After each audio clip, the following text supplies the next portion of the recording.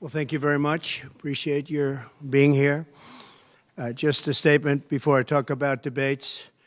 I think that our country is right now in the most dangerous position it's ever been in from an economic standpoint, from a safety standpoint. Both gangs on the street and, frankly, gangs outside of our country in the form of other countries that are, frankly, very powerful. They're very powerful countries, and we don't know what we're doing. We have leadership that has no clue how to handle them or how to handle any other situation. We have a lot of bad things coming up. You could end up in a depression of the 1929 variety, which would be a devastating thing. Took many years, took decades to recover from it. And we're very close to that, and we're very close to a world war. In my opinion, we're very close to a world war. We have people that don't know how to handle it. They're not respected. All over the world, they're laughed at. And we can't have that. Most dangerous period of time I've ever seen for our country. With that being said, we have somebody that hasn't received one vote for president, and she's running, and that's fine with me.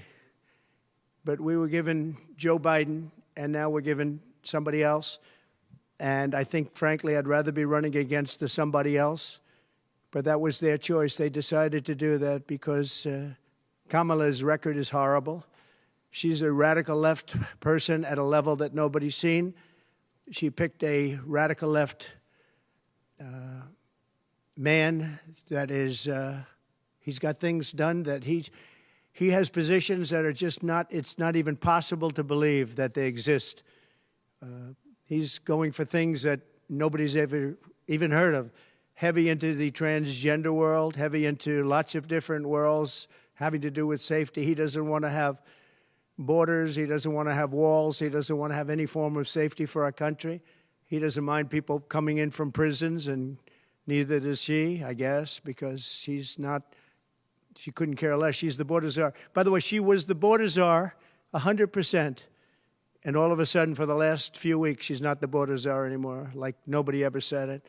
And I just hope that the media becomes more diligent, more honest, frankly, because if they're not going to be honest, it's going to be much tougher to bring our country back. We have a very, very sick country right now. You saw the other day with the stock market crashing. That was just the beginning. That was just the beginning. It's going to get worse. It's going to get a lot worse, in my opinion.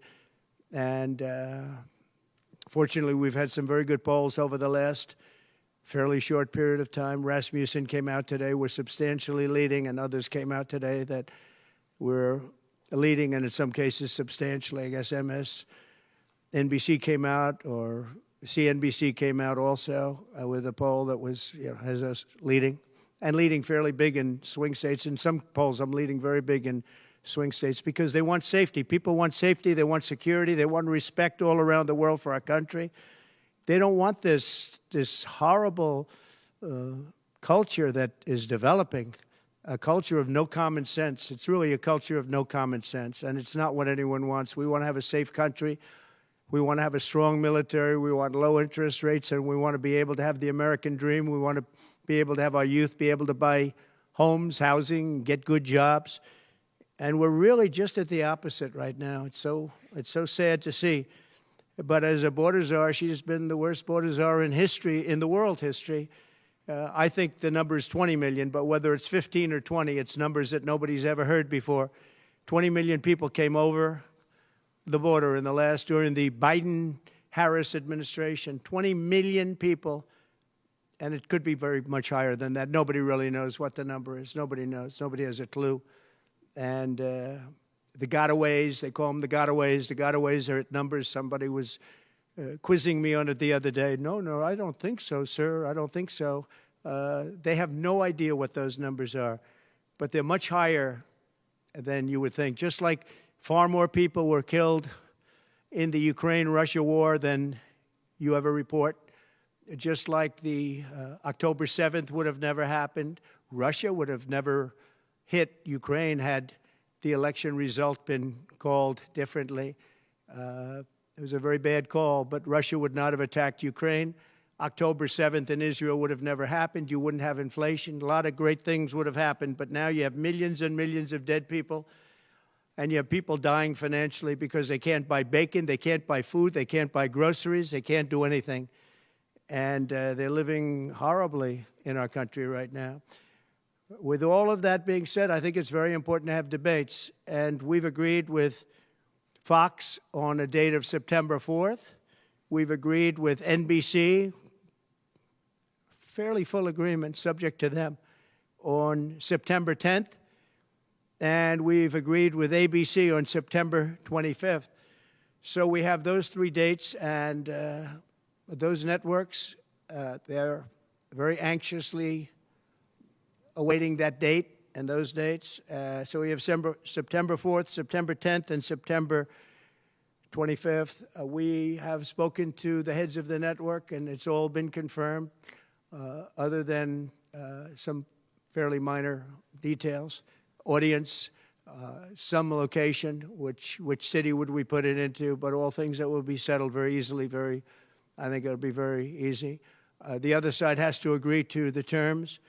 They may or may not agree. I don't know if they're going to agree. She hasn't done an interview. She can't do an interview. She's barely competent, and she can't do an interview. But I look forward to the debates because I think we have to set the record straight. Why is it that millions of people were allowed to come into our country from prisons, from jails, from mental institutions, insane asylums, even insane asylums? It's a mental institution on steroids. That's what it is. When you see the people that are coming into these are institutions that are being emptied out, not in South America, all over the world, including South America, all over the world. Prisons are being emptied out into our country because we have a president that's the worst president in the history of our country. We have a vice president who is the least admired, least respected, and the worst vice president in the history of our country, the most unpopular vice president. And because of political reasons or because of being politically correct, even though she never received a vote. Don't forget, she was the first one defeated, as I remember it, because I watched it very closely, but she was the first one. She never made it to Iowa, the first state. She never made it to Iowa. She was the first one that was defeated. She was the nastiest to him. She was nasty with calling him a racist and the school bus and all of the different things. She was very nasty to Biden. And shockingly, he appointed her, asked her to serve as vice president. Well, I don't know if he's happy about that decision right now. This was taken away. The presidency was taken away from Joe Biden. And I'm no Biden fan, but I'll tell you what, from a constitutional standpoint, from any standpoint you look at, they took the presidency away. And people were saying he lost after the debate. He couldn't win. Well, I don't know that that's true necessarily. But whether he could win or he couldn't win, he had the right to run.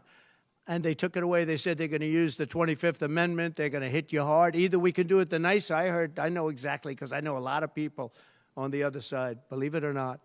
And they said, we'll do it the nice way or we'll do it the hard way. And he said, all right. So they've really taken, what they've done is pretty incredible. And now I'm running against somebody else, and we're leading. We're leading. So I'm not complaining. I'm saying for a country with a constitution that we cherish this constitution. To have done it this way is pretty severe, pretty horrible.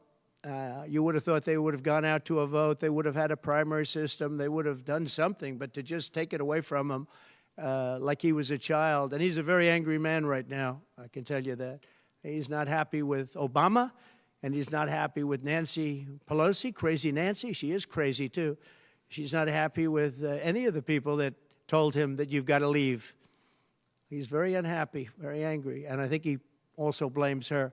He's trying to put up a good face, but it's a very bad thing in terms of a country when you do that. I'm not a fan of his, as you probably have noticed, and he had a rough debate, but that doesn't mean that you just take it away like that. Or you go out to a vote, you do something. He had 14 million votes. She had no votes. She got no votes. And I think she's crashing. I think when people find out, and I think people are starting to find out what a bad job she did, what a bad job she did on the border. She's trying to say she had nothing to do with the border. She had everything. She was appointed to head the border. And then they said Borders are, oh, she loved that name, but she never went there. She went to a location once along the border, but that was a location that you would love to go and have dinner with your husband or whoever. That was a location that was not part of the problem. That was not really going to the border. So essentially, she never went to the border. And if you listen to Tom Holman, if you listen to the great border people, Brandon Judd from Border Patrol, if you listen to Paul, I mean, so many different people. I speak to them all the time. And I did when I was president. We had the best border in the history of our country. Now we have the worst border in the history of the world. Millions of people coming in, and our country cannot sustain it. Our country is going down because of this, because of incompetent people.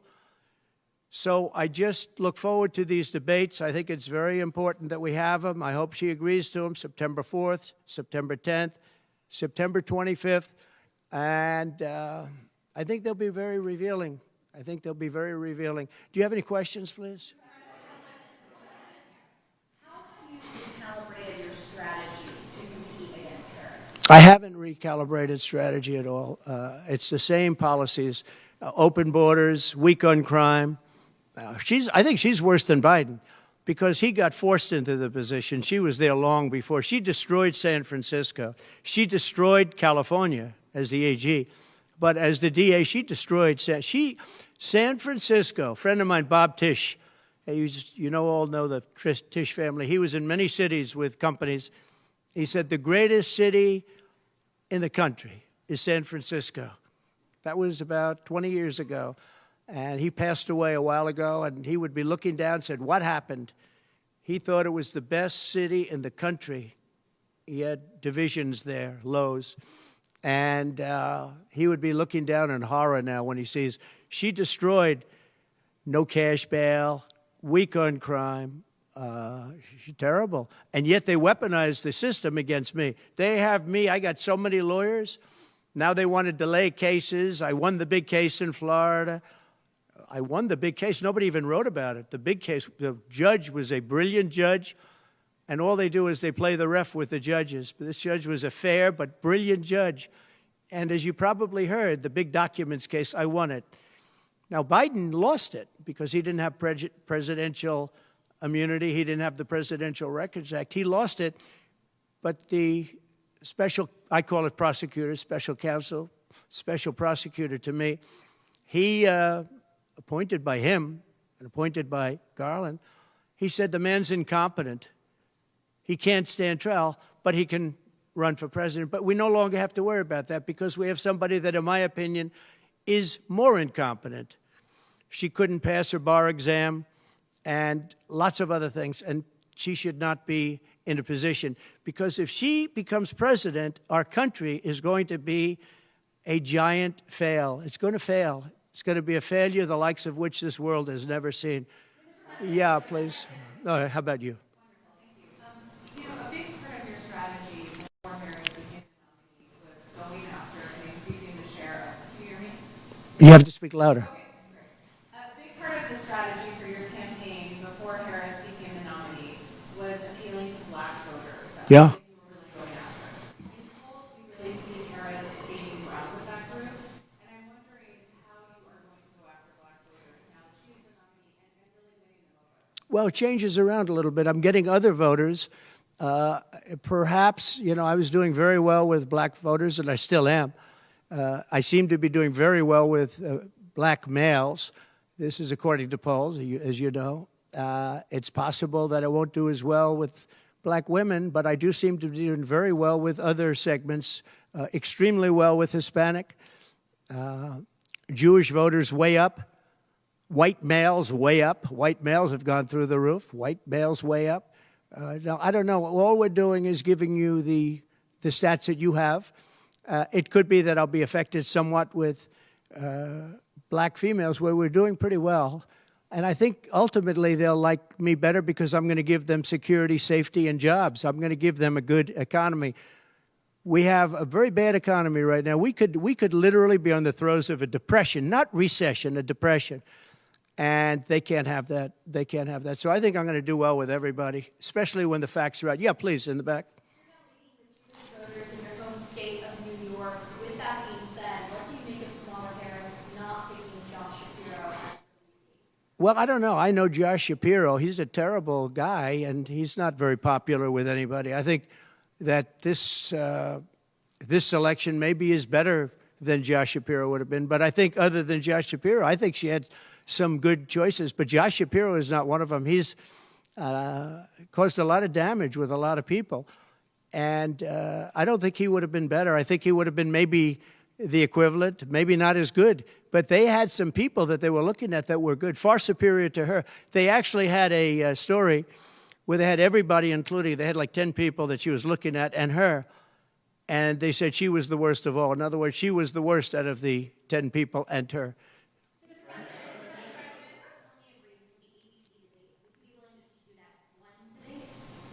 I don't know how that's going to work out. We'd like to do 3 debates. We think we should do 3 debates. We think Fox and ABC. And we also have CBS is going to do the vice presidential debate. So CBS will do vice presidential. And I have to tell you, J.D. Vance has really stepped up. He's doing a fantastic job.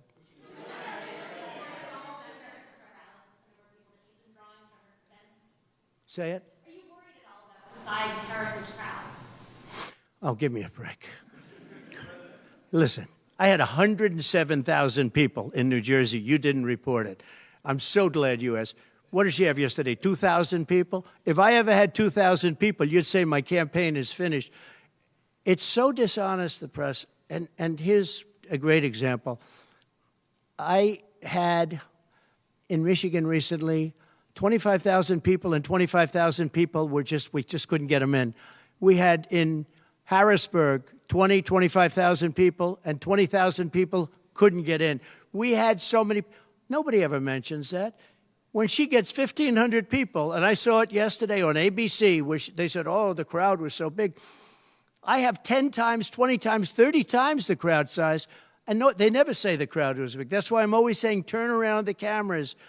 I'm so glad you asked that. I think it's so terrible when you say, well, she has 1,500 people, 1,000 people, and they talk about, oh, the enthusiasm. Let me tell you, we have the enthusiasm. The Republican Party, and me as a candidate, but the Republican Party has the enthusiasm because people want to see crime stopped. They want to see a country that's respected. Think of it. If I were president, you wouldn't have Russia and Ukraine, where it never happened. 0 chance. You wouldn't have had October 7th of Israel. You wouldn't have the horrible withdrawal. And I don't mean the withdrawal because the withdrawal was fine. I was ready to withdraw from Afghanistan, and we were going to do it with dignity and strength. And we were keeping our equipment. We weren't leaving $85 billion worth of equipment behind. And we wouldn't have had 13 great soldiers. I know the families of those soldiers well. We wouldn't have had these soldiers killed. And we wouldn't have had 45 soldiers obliterated. No legs, no arms, the face. None of that would have happened. And you wouldn't have had inflation. You wouldn't have had any inflation because inflation was caused by their bad energy problems. Now they've gone back to the Trump thing because they need the votes. I don't know if you know, they're drilling now because they had to go back because gasoline was going up to $7, $8, $9 a barrel. So they said, we better do what Trump. But the day after the election, if they won, you're going to have fuel prices go through the roof. Everybody's going to be forced to buy an electric car, which they're not going to do because they don't want that. It's got a great market. It's got a market. It's really a sub-market. People want gasoline-propelled cars. They want hybrids. They want to have everything, and they want electric. But they want everybody to have an electric car. We don't have enough electricity. We couldn't make enough electricity for that. And you know what else? The weight of a car, the weight of a truck. They want all trucks to be electric. Little things that a lot of people don't talk about. The weight of a truck is 2.5 times. It's 2.5 times heavier. You would have to rebuild every bridge in this country if you were going to do this ridiculous policy. So, but on crowd size, in history, for any country, nobody's had crowds like I have, and you know that. And when she gets 1,000 people and everybody starts jumping, you know that if I had 1,000 people would say, that's the end of his campaign. I have hundreds of thousands of people. In South Carolina, I had 88,000 people. In Alabama, I had 68,000 people. Nobody says about crowd size with me. But she has 1,000 people or 1,500 people, and they say, oh, the enthusiasm's back. No, no. The enthusiasm is with me and the Republican Party because they want to stop crime. They want to stop people from pouring into our country from places unknown and from countries unknown, from countries that nobody ever heard of. That's where the enthusiasm is. Thank you, sir. Your campaign is targeting Pennsylvania and Georgia. Yeah. If those two, you could seal the deal. That's what they say. How important is it to you, and is it salvageable for you to be able to repair the relationship with Governor Kemp? I don't know. I don't know if I can or not. I got him elected. Without me, he wouldn't be governor. I got him elected. He was doing terribly. I got him elected. With that being said, I hope we can repair it, but if we don't, the people are still the people, and they're going to vote. We're leading in Georgia by a lot. We're leading in Pennsylvania by a lot. So, but I don't know. Now, in Pennsylvania, I have great relationships. In Georgia, I do too, but unfortunately not with the governor. I've never understood it. When you get somebody elected, they're supposed to like you. He's not exactly, for some reason, and you'll have to ask him about that. Yeah, I'd love to see it get repaired. I think that if we don't win Georgia, Georgia is a big win, is a big state. So I won Alabama by a record. Nobody's ever gotten that many votes. I won South Carolina by a record. You don't win Alabama and South Carolina by records and lose Georgia. It doesn't happen. And the people of Georgia understand that. There was tremendous anxiety and problems in Georgia. A lot of people say, what happened? And we have to, all we want is honest elections. If we have honest elections in Georgia, and we have honest elections in Pennsylvania, we're going to win them by a lot.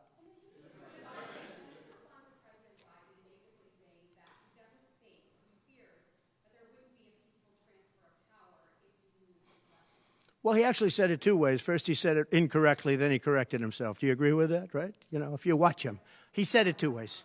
No. I mean, he said it two ways because he doesn't really know what he's saying. Why didn't he bring it up at the debate? You know, he had a chance for 90 minutes to bring it up at the debate. He could have talked about that at the debate, and he didn't do it. Everyone said, oh, he said this and he said that. He's just, you know, they give him something to read off. He read it very badly because he actually said it the opposite. Then he had to go back and correct himself. He said the opposite. He should have brought this up at the debate. If he had a problem, of course there'll be a peaceful transfer. And there was last time, and there'll be a peaceful transfer. I just hope we're going to have honest elections. That's all, okay?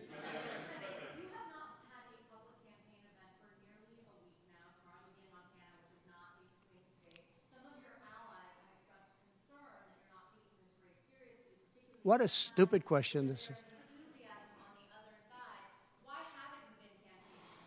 Because I'm leading by a lot and because I'm letting their convention go through, and I am campaigning a lot. I'm doing tremendous amounts of taping here. We have commercials that are at a level I don't think that anybody's ever done before. Plus, in certain cases, I see many of you in the room where I'm speaking to you on phones, I'm speaking to radio, I'm speaking to television. Television's coming over here. Excuse me, what are we doing right now? She's not doing any news conference. You know why she's not doing it? Because she can't do a news conference. She doesn't know how to do a news conference. She's not smart enough to do a news conference. And I'm sorry, we need smart people to lead this country because our country's never been in this danger before, both economically and from an outside perspective. Russia doesn't respect us anymore. China doesn't respect us anymore. North Korea, Kim Jong-un, liked me a lot. He doesn't like this group. We are in great danger. We're in great danger of being in World War III. That could happen. No, after their convention, yeah. And I'm going out, actually, I'm going out to certain places to help certain senators get elected. Not even for me. I'm trying to help when I go out to Wyoming or when I go out to Montana, or I'm going to different places to help people. And I don't have to go there because I'm leading those states, as you know, by 35, 40, 50 points. I'm leading by record numbers. I'm going because I want to help senators and congressmen get elected. Congressmen and women get elected. Yes, please. Yeah, go ahead. Mr. President, can you tell us a bit more about your upcoming interview with Elon Musk? The upcoming what? Interview with Elon Musk on Monday. Oh, yeah.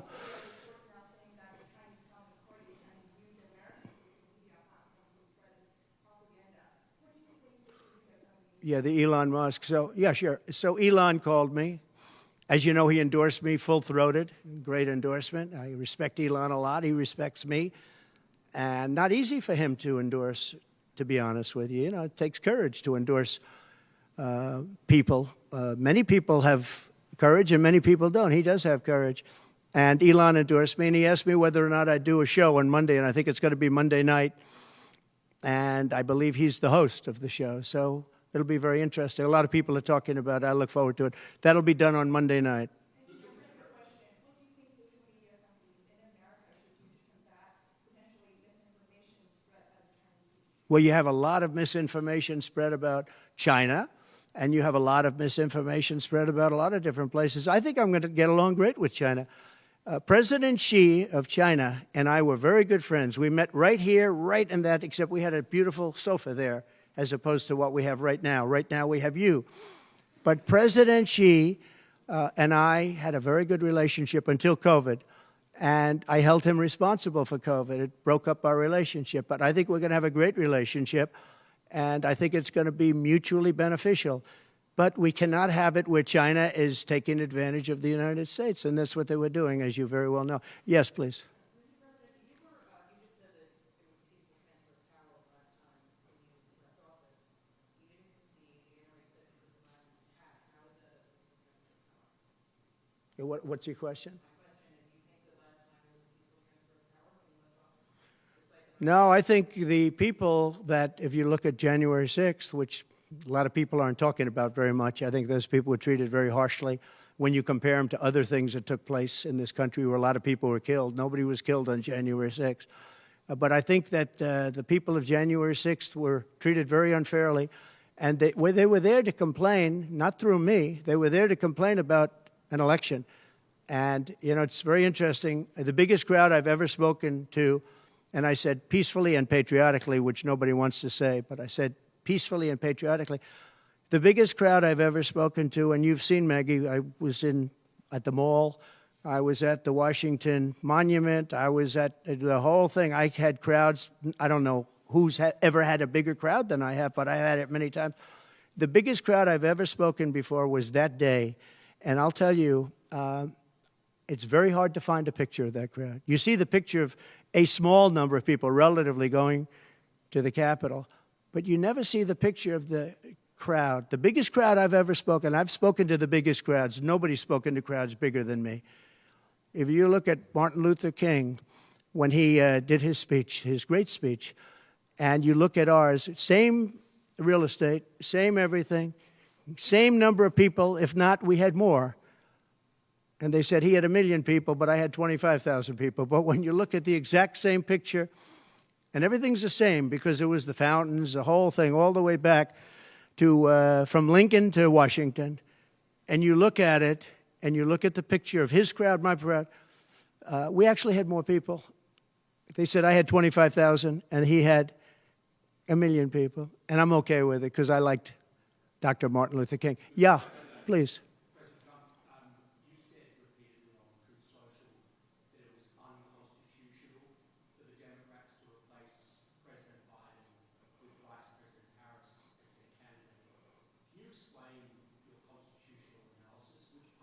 Yeah, sure. We have a Constitution. It's a very important document, and we live by it.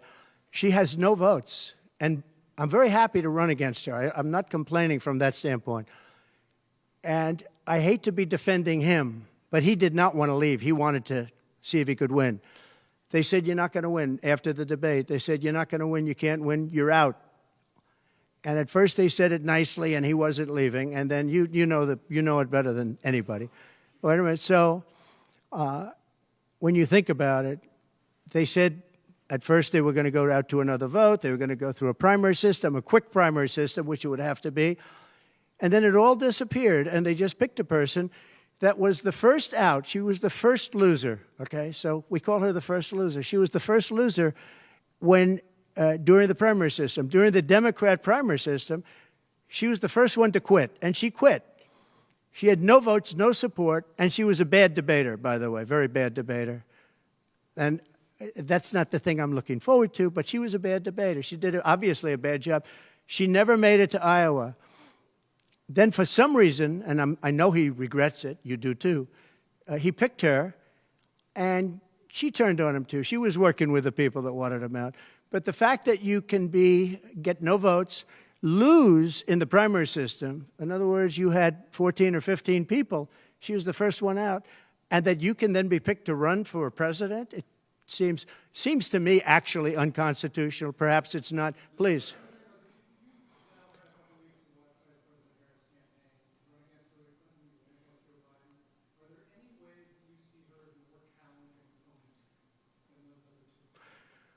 So I've run against Hillary, and I've run against various other people. I would say that in terms of intelligence, Hillary was far superior. I would say that. Hillary was smart. She was her own worst enemy in many ways, but she was smart, very smart. Okay? If you ask me to compare them, please.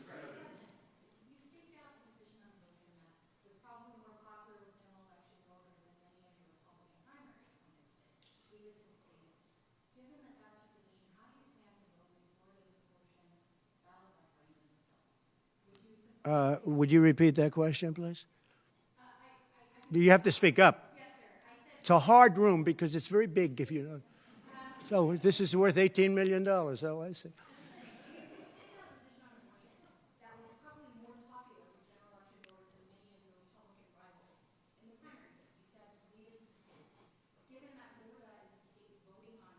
Yeah.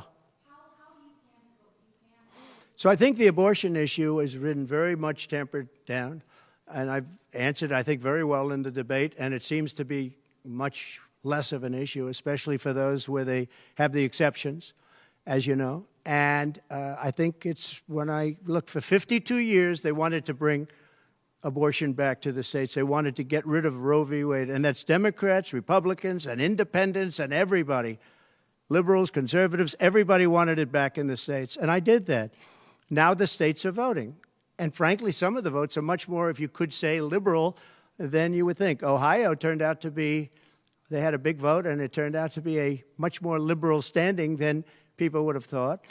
Kansas, the same thing. And then you have Texas, and you have other places where it may be different. But the issue has been brought back to the states now. And like Ronald Reagan, I believe in the exceptions for rape, incest, and life of the mother. I believe strongly. I think that that's a very important thing. I think when you have to follow your heart. But when you don't believe in the exceptions, I think it's much tougher. It's a much tougher issue. But about 82% of Republicans do believe in exceptions. I think and a lot of them are changing their mind and coming even further. I think that abortion has become much less of an issue. It's a very small, I think it's actually going to be a very small issue.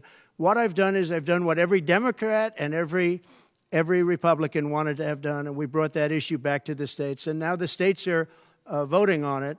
And frankly, some of the votes are a lot different than people would have thought. But it's the vote of the people is taking care of it. And, when you think about the Democrats are really the radical ones on this because they're allowed to do abortion on the 8th and 9th month, and even after birth. If you look at your new governor from Minnesota, he's like the governor previous, the former governor. I don't want to get him mixed up because Glenn is doing a good job, and he's leading our whole campaign in Virginia, Glenn Youngkin. But previous to Glenn, the governor, he said the baby will be born. We will put the baby aside, and we will decide with the mother what we're going to do. In other words, whether or not we're going to kill the baby. The Minnesota gentleman, this guy agrees with that. He is the most liberal. Look, between her and him, there's never been anything like this. There's never been a combination. So I'll use the word progressive. They want to go progressive. They don't like the word liberal. I like liberal better. I think it's more appropriate, because nobody knows what progressive means. But they now like to use the word progressive. But there's certainly never been anybody so liberal like these two, or even close. I think the abortion issue has been taken down many notches. I don't think it's a big factor anymore, really. And when people hear what I said in the debate, and I think I said it very well during the debate, we brought it back to the states. Everybody wanted it in the states. And very importantly, and you think about this, assuming you have exceptions. If you don't have exceptions, it's a more difficult thing. At the same time, There are people that strongly feel that way, and you have to follow your heart, and you should follow your heart. But that issue is very much subdued. Yeah, thank you. About who? About the assassination attempt. Yes. Did the fact that somebody used an AR-15 gun at all change your impression of people's access to that weapon? No, I didn't. Look, if you take away guns, she wants to take away everyone's gun. If you take away guns, you can't do it because people need the guns for protection. Now, entertainment, they want it, hunting, they want, different things. But they need weapons for protection in this country. People live out in the woods, and they're not going to have a gun. If you look at some countries, I don't want to get them in trouble, but some countries have actually gone the opposite way. They had very strong gun laws, and now they have gone the opposite way, where they allowed people to have guns, where in one case they encouraged people to go out and get guns, and crime is down 29%. And remember this, what is the toughest gun law in the United States? Chicago. On July 4th, 117 people were shot and 17 died. The toughest gun laws in the United States are in the city of Chicago. You know that. They had 117 people shot. Afghanistan does not have that. Afghanistan, by the way, was the lowest point in the history of our country, in my opinion.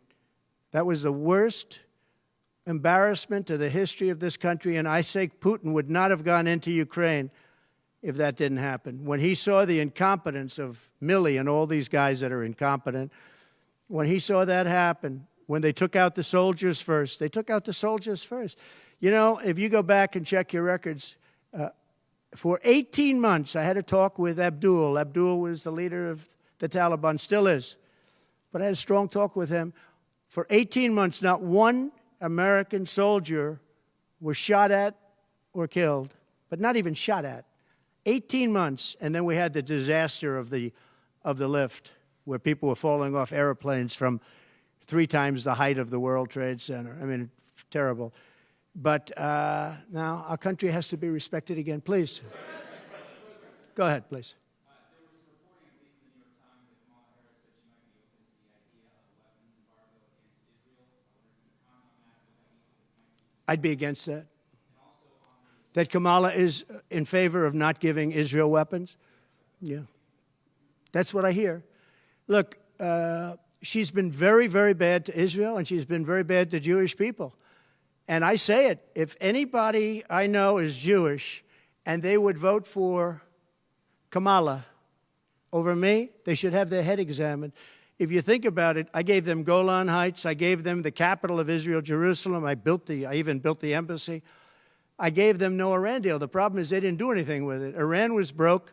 We could have made a deal so easily. I would have had a deal done within 1 week after the election with Iran. Iran can't have a nuclear weapon. It's very simple. We would have gotten along with Iran. I was looking forward to it. I was fine with Iran. We hit them a couple of times pretty hard, but we would have been fine with Iran.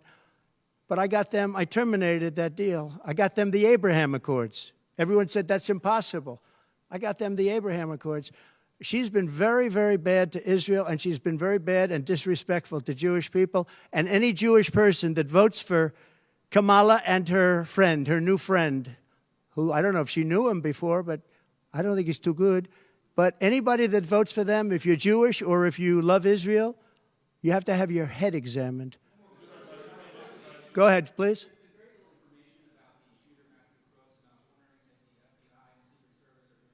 They have. The FBI came to see me about the shooter. I think they've done a very good job. And I think they did a very good job with respect to this other lunatic that they have in custody. Please. There's been some discussion around Vice President Harris's relationship with Willie Brown, yeah. former mayor of San Francisco, and how that might have intersected with her career trajectory. So I'm just wondering if you followed that discussion at all at any point. Well, I know Willie Brown very well. In fact, I went down in a helicopter with him. We thought maybe this is the end. We were in a helicopter going to a certain location together, and there was an emergency landing. This was not a pleasant landing, and Willie was, he was a little concerned. So I know him pretty well. I mean, I haven't seen him in years, but he told me terrible things about her, But this is what you're telling me anyway, I guess. But he had a big part in what happened with Kamala. But I don't know, maybe he's changed his tune, but he was not a fan of hers very much at that point. Do you believe Vice President Harris would certify your election victory if you win? Yeah, I do. Go ahead. How are you planning to vote on Florida's abortion referendum? On what? How are you planning to vote on Florida's abortion referendum? Well, I'm going to announce that. I'm going to actually have a press conference on that at some point in the near future, so I don't want to tell you now. But Florida does have a vote coming up on that, and I think probably the vote will go in a little more liberal way than people thought. But I'll be announcing that at the appropriate time. Please. Your tax cuts from your administration will be coming up, fairly soon and potentially expiring. And I wanted to ask you specifically about the tax code favoring parents versus people who don't have children. There are a number of tax breaks. Yeah. Oh, we gave tremendous for child care and all of that. No, our tax cuts, which are the biggest in history, our tax cuts are coming due, as you know, very soon. And if the Democrats don't renew them or make it impossible to renew because it's pretty close in terms of vote, if they don't renew them, it's the equivalent of having a 4 times tax increase from what you have right now, and it'll destroy the economy. I think they're under tremendous pressure to do it. I've never seen, all my life I grow up and I watch politics, and I used to be on the other side of politics first, then I run for office. But in all the years of studying politics, I've never seen people get elected by saying, we're going to give you a tax increase. These guys get up, think of it. We're going to give you no security. We're going to give you a weak military. We're going to give you no walls, no borders, no anything. All these things they're doing. I mean, the transgender became such a big thing. But they do all of these things, but they always say, we're going to give you a tax increase. I never heard anybody campaign on a tax increase. A politician has always said, I will cut taxes. I'll give you one example, Social Security. They're going to destroy Social Security. I am going to leave Social Security. I'm not raising the years. I'm not raising the age. I will be saving Social Security, and I'm going to work it out that there's no tax on Social Security for seniors. I'm also doing no tax on tips, no tax on tips. So waiters, waitresses, caddies, people that drive cars, people that get tips who have been harassed by this government, we're going to have no tax on tips. That's a big thing.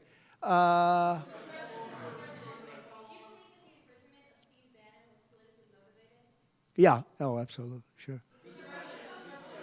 Because other people have done far bigger things than Steve Bannon. Sure, it's politically motivated. I think it's a horrible thing they did. Look, they've weaponized government against me.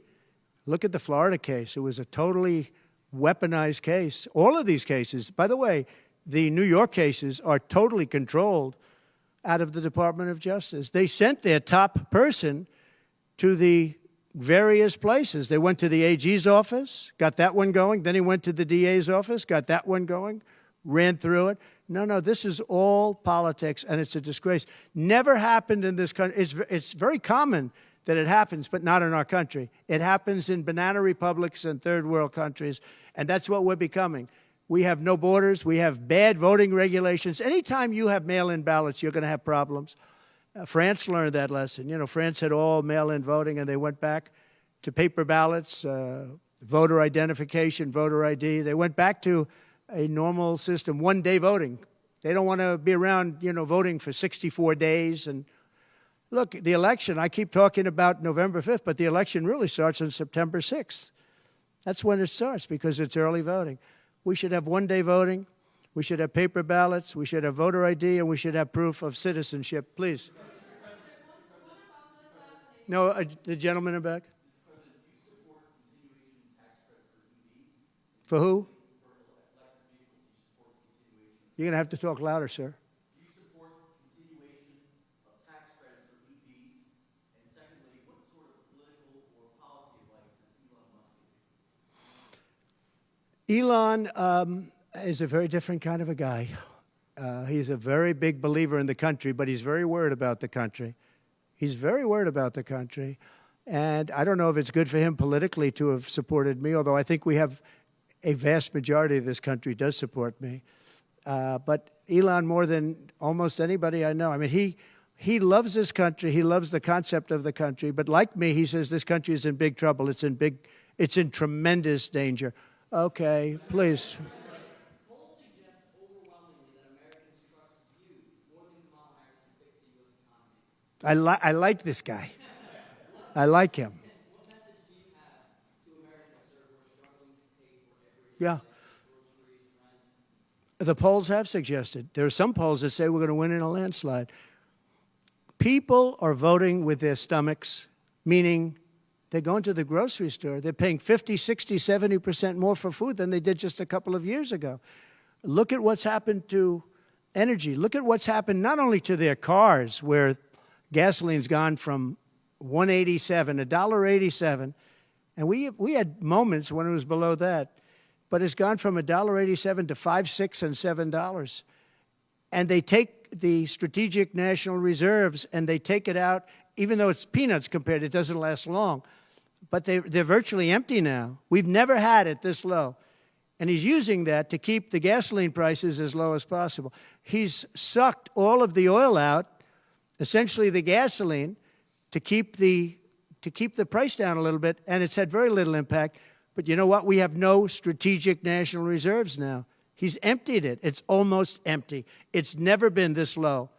And I had it at a good level, and I would have had it more if the Democrats would have approved the deal. You know, I had a deal to buy it at $22 a barrel, and now it's going to be close to 100 pretty soon, my opinion. And the Democrats didn't want to do that, but we bought a lot anyway. And we had it pretty good. And what they've done to the national reserves, the strategic national reserves, is, as you know very well, because you cover it, but what they've done is incredible. They've just, for the sake of getting some votes, for the sake of having gasoline, you know, that's meant for wars. It's meant for, like, tragedy. It's not meant to keep a gasoline price down so that somebody can vote for Biden, or in this case, Kamala, who, by the way, is worse than Biden. And she's actually not as smart, okay? She's actually not as smart. That's hard to believe, isn't it? Yeah, please. Okay. There are other things the federal government could do, not just a ban. Would you direct your FDA, for example, to revoke access to mifepristone? That's one of the things. Sure, you could do things that would supplement, absolutely. And those things are pretty open and humane. But you have to be able to have a vote, and all I want to do is give everybody a vote. And the votes are taking place right now as we speak. Yeah, but it's there are many things on a humane basis that you can do outside of that, but you also have to give a vote, and the people are going to have to decide. Okay, yes, please. You. On what? No, I think she's actually not as smart as he is. I don't think he's very smart either, by the way. I'm not a big fan of his brain. But I think that she's actually not as smart as he is. So what do you attribute her rising in the polls as becoming a more competitive race since she's taken over? Well, she's a woman. She represents certain groups of people. But I will say this. When people find out about her, I think she'll be much less. And I see it right now. I see her going way down in the polls now. Now that people are finding out that she destroyed San Francisco, she destroyed the state of California along with Governor Gavin Newsom. He's been a terrible governor, terrible. But they did it together. And she was early. I mean, she was the first of the prosecutors, really. You know, now you see Philadelphia, you see Los Angeles, you see New York, you see various people that are very bad. But she was the first of the bad prosecutors. She was early. Who? Would you repeat that, please? No, you. Would you repeat her, what she said? You have to speak up. This room is very louder.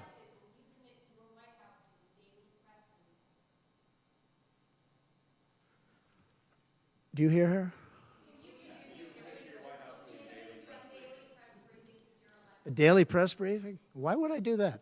I would give you all the press briefings you want. Look what I'm doing here.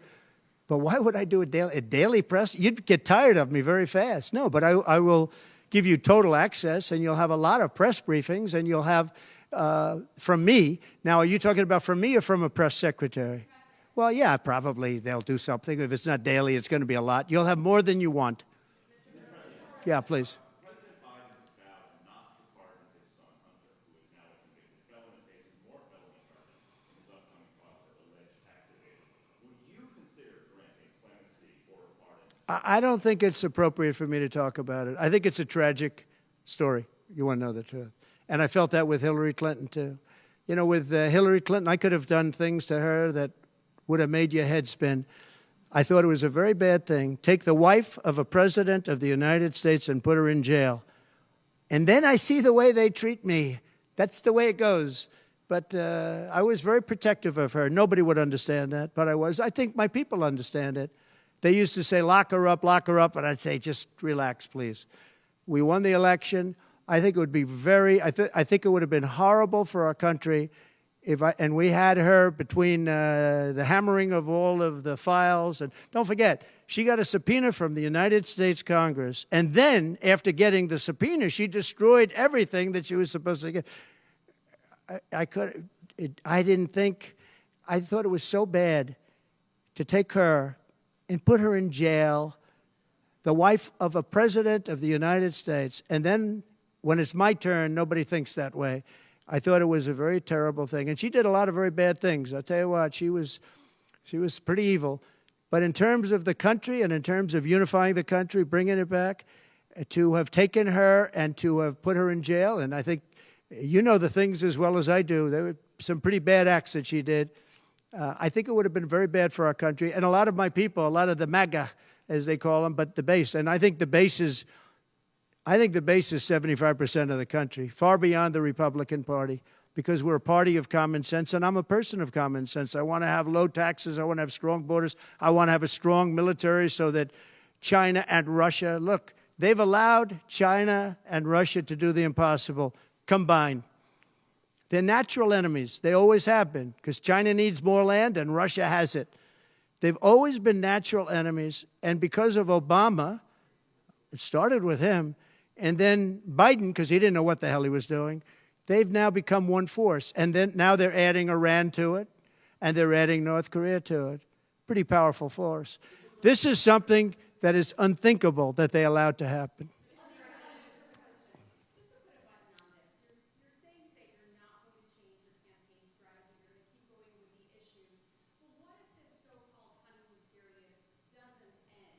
Oh, it's going to end. The honeymoon period's going to end. Look, she's got a little period. She's got a convention coming up. It's about policy. It's not about her. I think she's incompetent because I've watched her. She destroyed California. She destroyed San Francisco. Everything she's touched has turned to bad things. I'm not going to use foul language, but everything she's touched has turned bad. She's incompetent. The reason she's not doing what I do and she's not doing what she should be doing, she won't even do interviews with friendly people because she can't do better than Biden. Now, he had a reason for not doing well, and he was never, 25 years ago, the sharpest or brightest bulb in the ceiling. That I can tell you, okay? He wasn't. But he could do interviews at least. Not lately, he couldn't, perhaps. But she should be doing interviews. She doesn't want to do interviews. And the reason she doesn't is, number one, her policies are so bad. Just to answer your question, I think that it's not going to change because it's really ultimately not about her as much as about her policies. She wants open borders. She wants to defund the police. She wants to defund the police. She wants to take away your guns. Anybody that thinks they're not going to come after your guns, you know, when I was president, I totally protected the guns. And I think it's very important. And I know I take some heat sometimes for it, but you have to have safety. You have to have, when the bad guy walks in with a gun, you got to have some way of protecting yourself. And boy, that would be, you would see crime go up at levels that you've never seen. When people say on this side of the house, this house has guns, we will use the guns, they say, let's pass. We'll go someplace else. You have to have them. And for 4 years, and you know, as you know, the NRA endorsed me very powerfully every time I ran, every time. My sons are members, and I guess indirectly I'm a member too. But they gave me the strongest of endorsements, and that's against very strong competition. People that felt the same way. No, you have to have that right. Our Second Amendment is a very important right, and it has to be protected. Okay, how about you? Go ahead. Yeah. So there are some of the most brilliant people on Wall Street that are saying that if President Trump doesn't win, you're going to have a depression. I happen to agree. I think that's true. Because I know how bad these people are. You know, they like to say that they did this and that. You saw the $7 trillion that they said it was me for $7 trillion. It wasn't me. It was them. They said that I had inflation. They took over 9% inflation. No, I had 1% inflation. I had actually no inflation because if you look at the categories, we had just about no inflation. But I had a very minor, I actually had a positive inflation. It was a perfect number because you don't want zero. I mean, I'm not going to give you a whole course on economics, but you don't want zero. 1%, 1.4% is great. You want a little bit because you don't want to have deflation. Deflation is, in many ways, even worse. I had a perfect number right around the 1% number. It was perfect. And to show you, it stayed there for 2 years. And then he did all of the different borrowings that he did. And then he did so many things wrong. Every time he would do it, I'd say, big mistake. And don't forget, they sell hats and they sell stories. Trump was right about everything. I've been right about a lot. Yes, Maggie.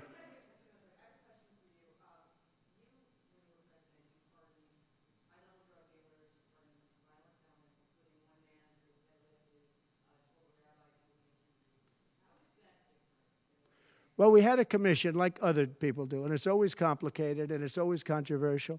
And we had commissions that, and I think of respected people, you know many of the people on the commission, and they would recommend to me certain pardons for certain people. Some people were treated very harshly.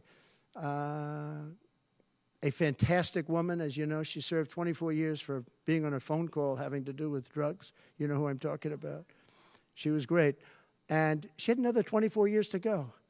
And it was largely about marijuana, which in many cases is now legalized, okay?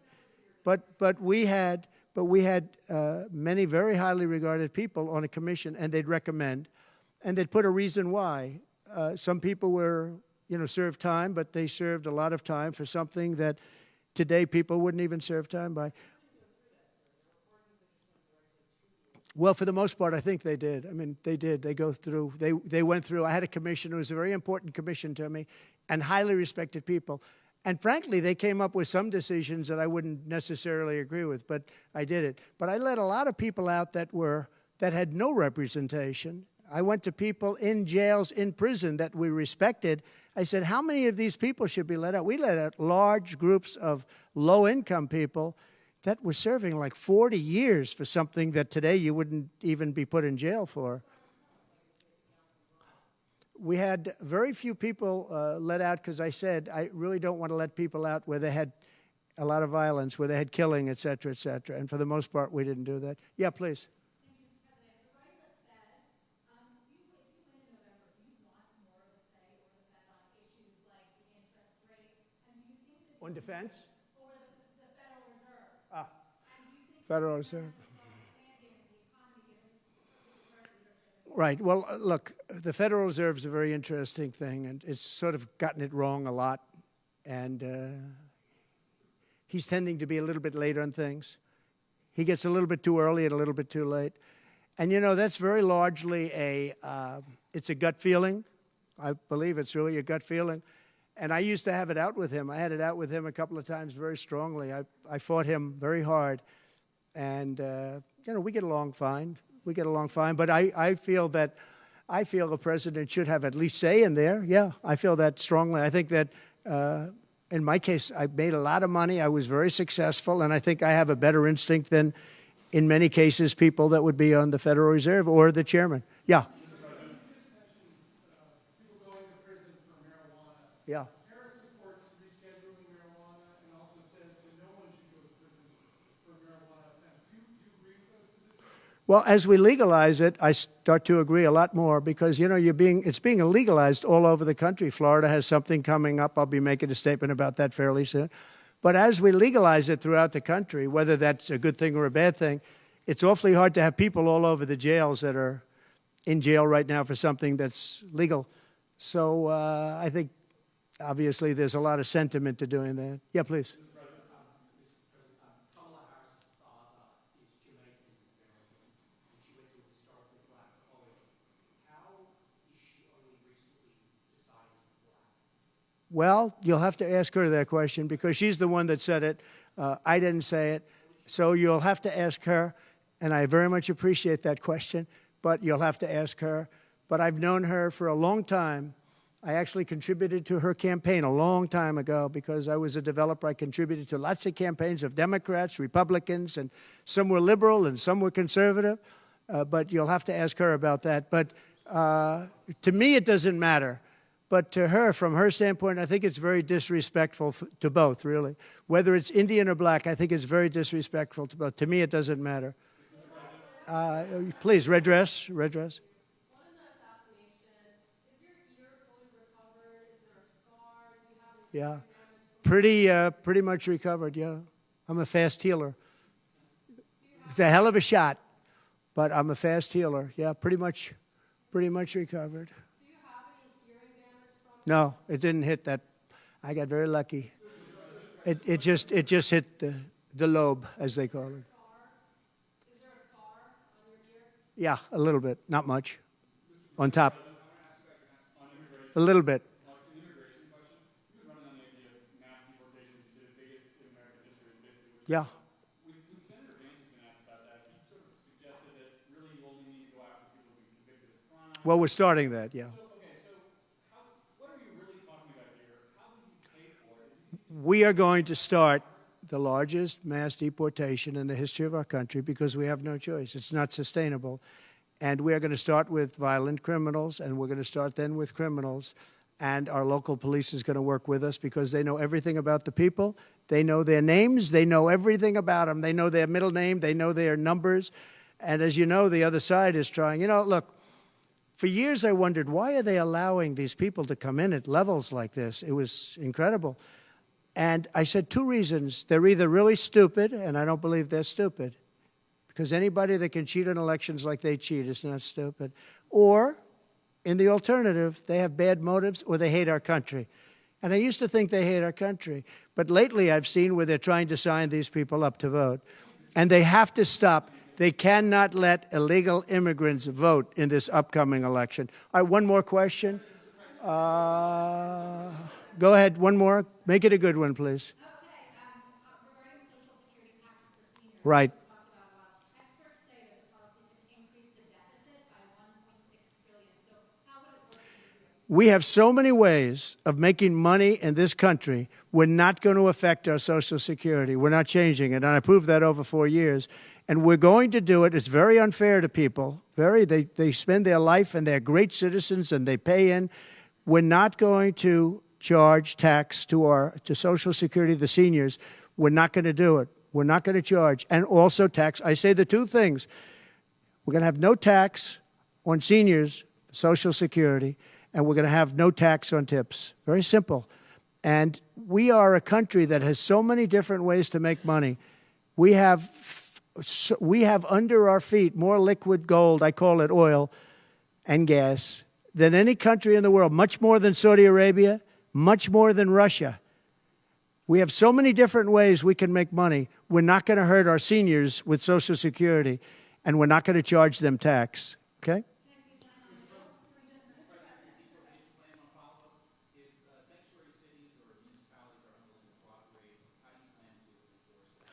We should not have sanctuary cities. Sanctuary cities is a way of protecting criminals, and we should not have sanctuary cities.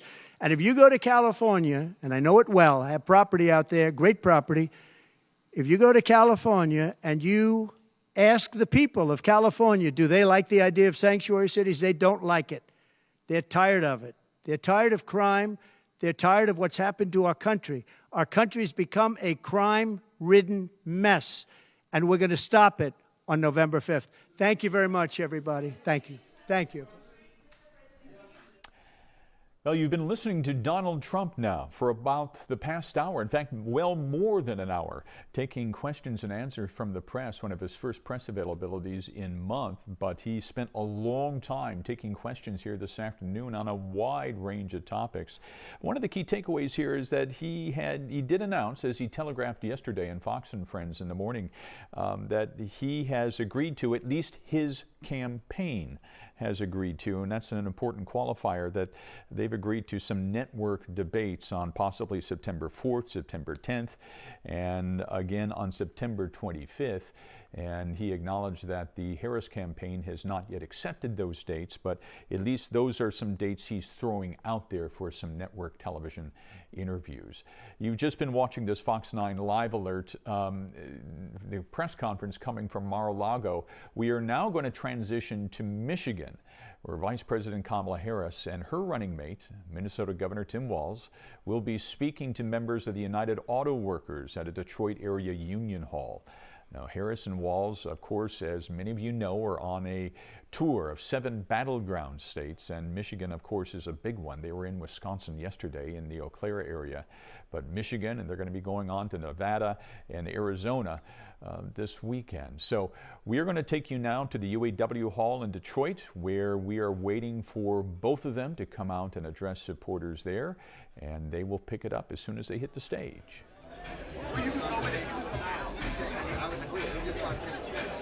Hey, Prince, we're now plugged into an Ethernet. I'm trying to tell him I am. We now have plugged into the Ethernet now.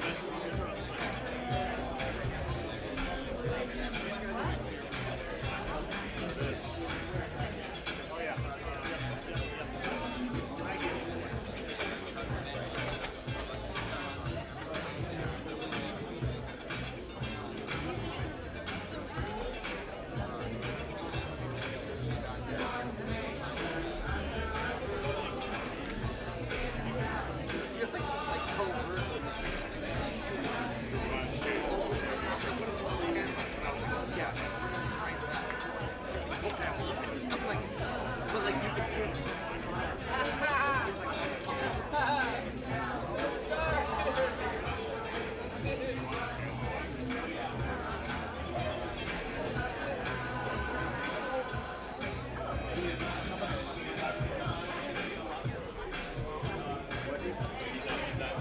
Hey, Fritz, can I have the power supply? Did you get a chance? I'm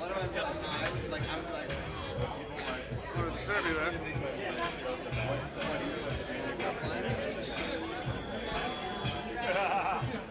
That's a great joke.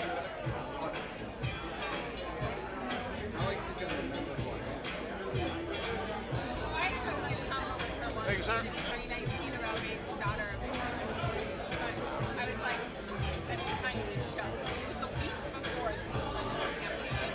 So we were like, goodbye. But I was like, where was this woman in the campaign?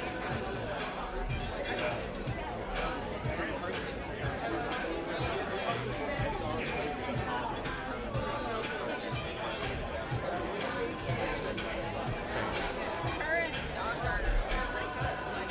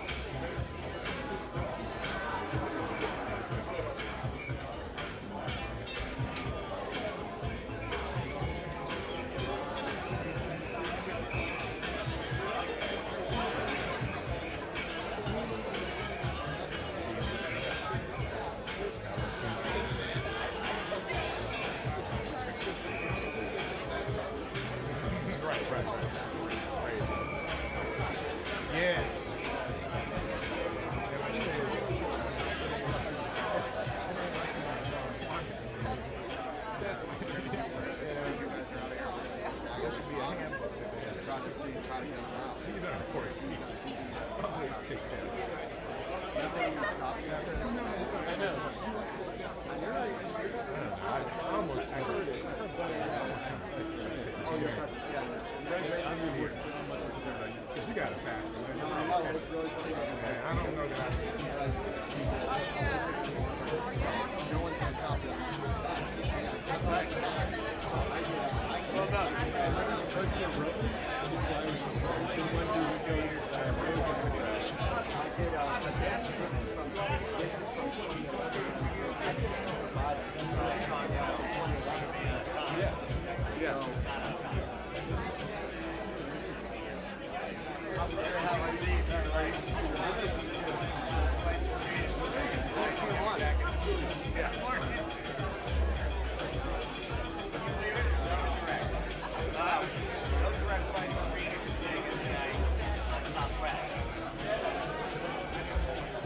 That would be interesting.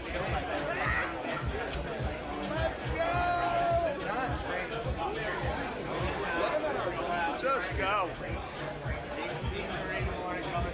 Well,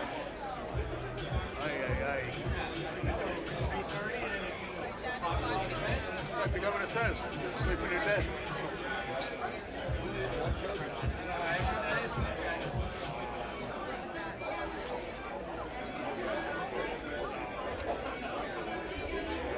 oh my God, Trump disagreed to